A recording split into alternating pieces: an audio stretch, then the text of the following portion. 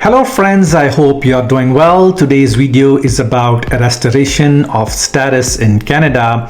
What it means is that if you have lost your status in Canada, you have to apply to restore it. I am giving you a few scenarios. Number one is if you are on a work permit and your work permit gets expired, or if you are a student and have lost your status in Canada, or you are on a visit visa and have stayed beyond the 6 months time period, or you have already applied for an extension and your application for extension was refused. I'm going to give you 7 most important points and requirements to consider before applying for restoration of your status.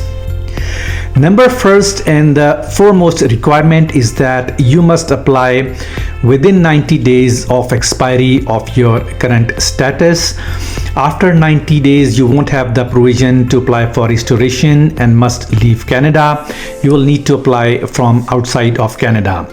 Number 2, you cannot work or study during this period. Number 3, you must meet the eligibility requirements. Number 4 is you must be in compliance with the conditions on your previous status. Number 5th, and one of the most common reason for refusal, is paying the incorrect fee. Please make sure that you pay the correct fee, otherwise your application will be refused. Once you apply for restoration, you have to apply a fee for the restoration along with the fee for your new status that you are going to apply for. Number 6 is also one of the most important point. If you are applying from a worker or a student to a visitor, you need to apply for a visitor record. Number 7th is you must provide a solid reason for a restoration of your status, for example, an illness or anything that is beyond your control.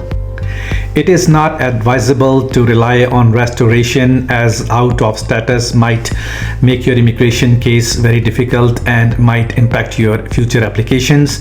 So guys, that's all for now. If you like my video, please don't forget to subscribe to my channel. I'll see you soon with another video.